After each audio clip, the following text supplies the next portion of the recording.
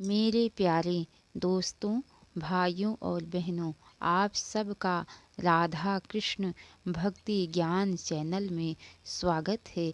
आप सब सुन रहे हैं माता दुर्गा सप्तशती की कथाओं को। तो बोलिए विघ्नहर्ता गणेश भगवान की जय, उमापति महादेव की जय, राधा कृष्ण की जय, लक्ष्मी नारायण विष्णु भगवान की जय, जगत जननी जगदम्बा की जय, सूर्य नारायण भगवान की जय, समस्त देवी देवताओं की जय। आप सब सुन रहे हैं कि किस प्रकार राजा सुरथ और वैश्य समाधि को मार्कंडेय मुनि माता की कथाओं को सुना रहे हैं। तो चलिए दोस्तों, आगे की कथा आप सबको सुनाते हैं। मार्कंडेय मुनि कहते हैं, हे राजन, देवता कहते हैं निश्चय ही यही सोचकर आप शत्रुओं का वध करती हैं। आप शत्रुओं पर शस्त्रों का प्रहार क्यों करती हैं? समस्त असुरों को दृष्टिपात मात्र से ही भस्म क्यों नहीं कर देती? इसमें एक रहस्य है। ये शत्रु भी हमारे शस्त्रों से पवित्र होकर उत्तम लोकों में जाएं, इस प्रकार उनके प्रति भी आपका विचार अत्यंत उत्तम रहता है।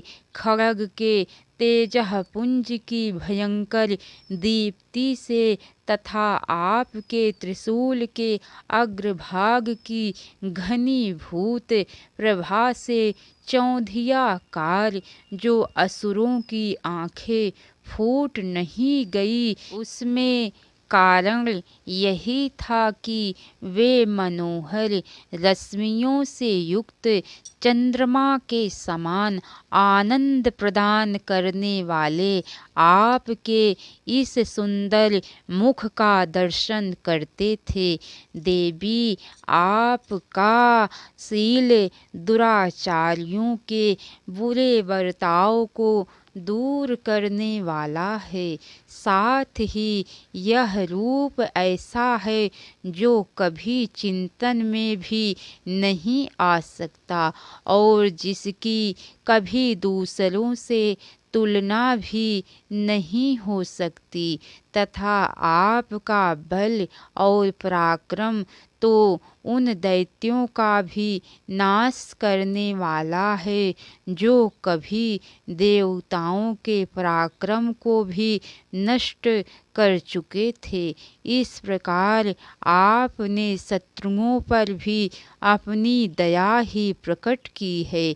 वरदायिनी देवी, आपके इस पराक्रम की किसी के साथ तुलना नहीं हो सकती है तथा शत्रुओं को भय देने वाला एवं अत्यंत मनोहर ऐसा रूप भी आपके सिवा और कहाँ है।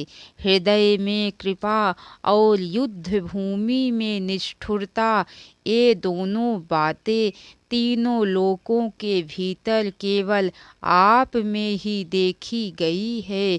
माता, आपने शत्रुओं का नाश करके इस समस्त त्रिलोकी की रक्षा की है।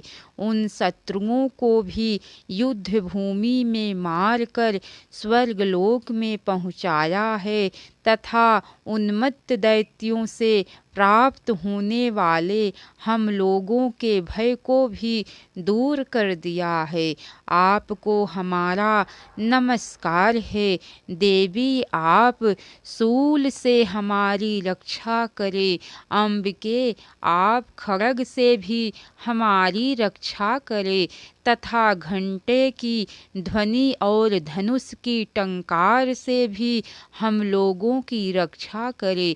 चंड के पूर्व, पश्चिम और दक्षिण दिशा में आप हमारी रक्षा करें तथा ईश्वरी अपने त्रिशूल को घुमाकर आप उत्तर दिशा में भी हमारी रक्षा करें।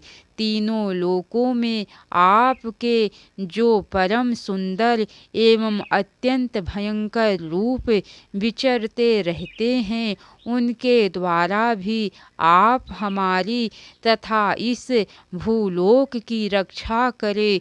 अम्बिके, आपके कर पल्लों में शोभा पाने वाले खड्ग, शूल और गदा, जो अस्त्र हो, उन सब के द्वारा आप सब ओर से हम लोगों की रक्षा करें। ऋषि कहते हैं, हे राजन, इस प्रकार जब देवताओं ने जगन माता दुर्गा की स्तुति की और नंदन वन के दिव्य पुष्पों एवं गंध, चंदन आदि के द्वारा उनका पूजन किया, फिर सब ने मिलकर जब भक्ति पूर्वक दिव्य धूपों की सुगंध निवेदित की, तब देवी ने प्रसन्न वदन होकर प्रणाम करते हुए सब देवताओं से कहा।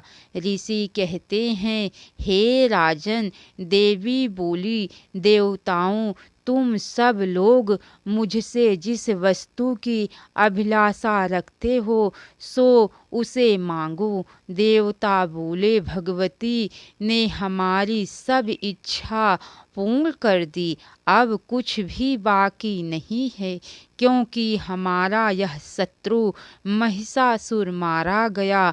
महेश्वरी, इतने पर भी यदि आप हमें और वर देना चाहती हैं, तो हम जब जब आपका स्मरण करें, तब तब आप दर्शन देकर हम लोगों के महान संकट दूर कर दिया करें तथा प्रसन्न मुख वाली अम्बिके, जो मनुष्य इन स्तोत्रों द्वारा आपकी स्तुति करे, उसे वित्त, समृद्धि और वैभव देने के साथ ही उसकी धन और स्त्री आदि संपत्ति को भी बढ़ाने के लिए आप सदा हम पर प्रसन्न रहे।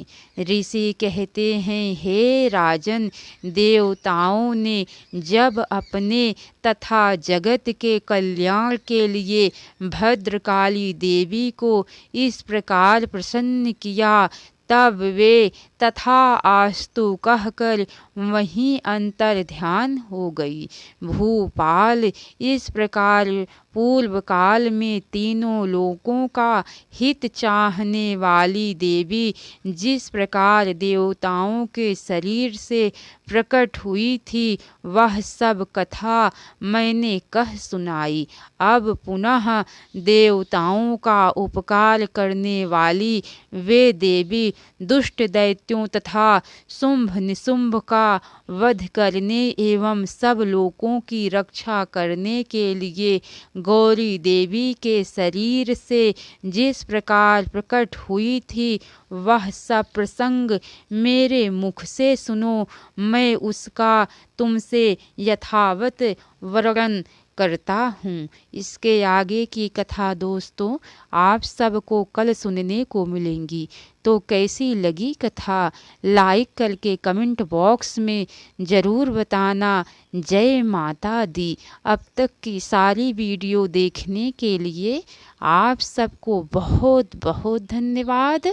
राधे राधे।